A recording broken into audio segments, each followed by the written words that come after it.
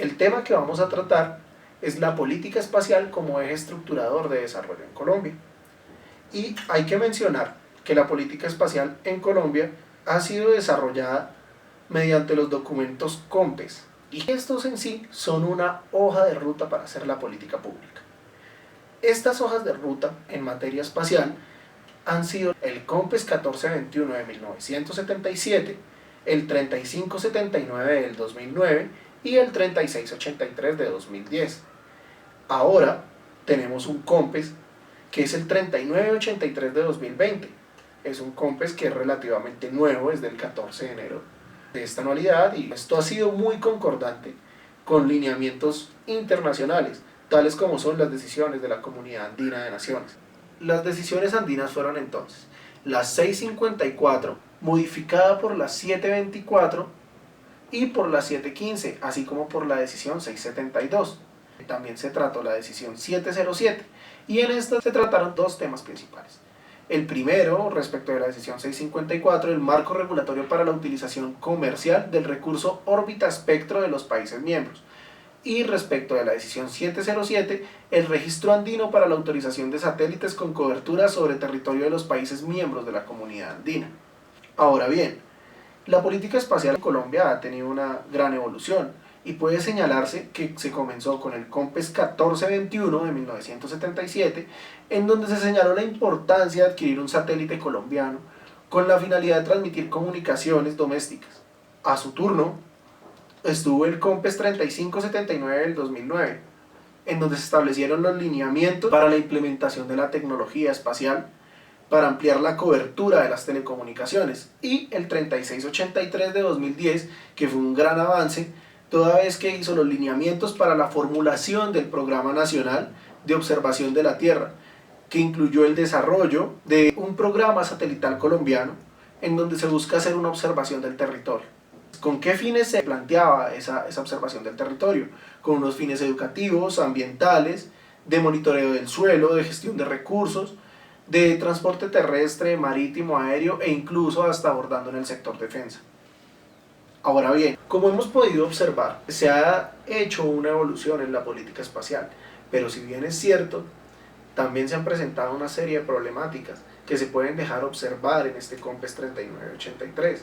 La problemática que más marca la política espacial es la siguiente, y es que en Colombia no ha sido emanada de una manera uniforme, sino que simplemente ha respondido en principio a necesidades satelitales, y de ahí que tengamos problemas en cuanto a la investigación y a la inversión en los proyectos espaciales. Entonces, para tocar la problemática vamos a desarrollar en los siguientes ítems, que son tanto la problemática de cada punto como los aspectos a considerar de cara a la ejecución de la política espacial, y en ese mismo vamos a unir con las implicaciones prácticas de la política espacial en Colombia. La problemática de la política espacial tuvo 3 puntos. El primero fue que hubo una ausencia de regulación en materia espacial por un débil desarrollo institucional. El segundo, una alta necesidad de estimular el enfoque educativo en materia espacial. Y el tercero, la alta necesidad de incentivar la inversión y proyección en materia espacial. Entonces vamos a comenzar a resolver el primero, de acuerdo con la metodología que les venía comentando. Entonces, podemos decir que en Colombia se puede evidenciar que no hay una línea clara de desarrollo de la política espacial. Esto se da de una manera que, en el ámbito institucional, se creó la Comisión Colombiana del Espacio mediante decreto 2442 del 2006, la famosa CCE, que se le otorgó las facultades para coordinar, orientar y planificar con el fin de dar luces a la ejecución de una política espacial. Sin embargo, ahí está el quid del asunto, porque la pregunta que no se podría hacer es ¿quién dicta la política espacial en Colombia?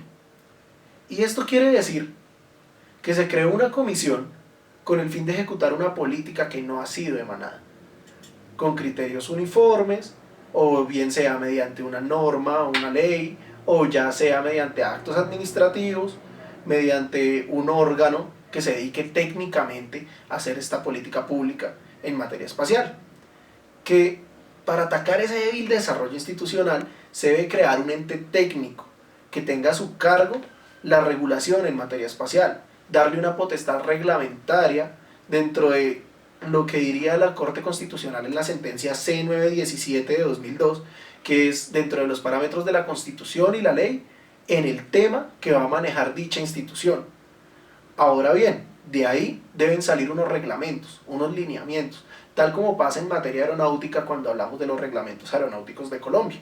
Asimismo, se puede generar una política espacial debidamente lineada y debidamente arreglada. Respecto a la segunda problemática, en donde hablábamos de una alta necesidad de estimular el enfoque educativo en materia espacial, hay una barrera respecto de la educación, y es el interés que se le ha despertado a la gente en materia espacial. Ha sido muy tímido, ha sido muy ligero ese interés en materia espacial.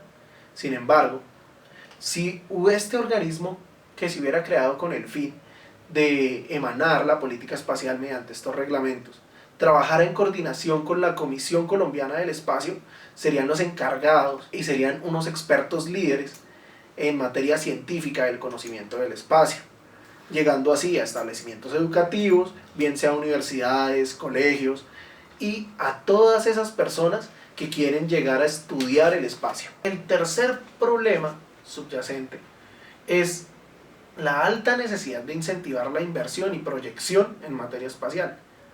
Aquí ya tenemos que ver sobre el proyecto. Y es que es una preocupación económica algo gruesa y radica en que los proyectos espaciales tienen un alto grado de costo de investigación. Estos costos de investigación y desarrollo, que se llaman I+D, solo pueden ver el retorno de la inversión mínimo en 12 años, una vez se inicia el proyecto, lo cual pues para un inversionista es altamente preocupante, y a los privados no les parece muy atractivo invertir en este tipo de proyectos por esa razón. Si uno mira un modelo de Project Finance, va a encontrar dentro de los elementos del OPEX, OPEX simboliza los costos de operación, y el CAPEX, los costos de administración, que no se detienen durante el inicio del proyecto y hasta que empiece el término de retorno de la inversión. Este término de retorno de la inversión, como ya veníamos diciendo, lo veremos hasta 12 años después. Entonces, un equity que equivale al capital que invierten los socios o sponsors, se vería demasiado fácil de gastar, pero pues en un tiempo muy lejano de recuperar. Esto traduce que hablamos de una inversión netamente riesgosa, que por eso es que el Estado actualmente es quien hace para sí mismo. El Estado es cliente de su propia industria.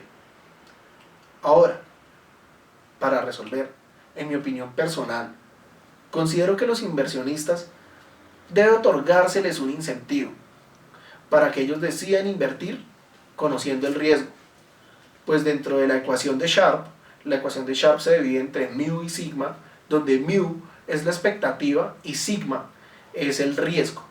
Normalmente estaríamos viendo que ese sigma es mucho más alto que el mu, lo cual pues es el término de la preocupación. Pero entonces, para proseguir, ¿pero qué clase de incentivo sería el que le deberíamos dar a este inversionista para que este pudiera tener una retribución más alta en lo que llamamos la TIR modificada o TIR M, y bueno, pues que pudiera ver su ganancia más alta?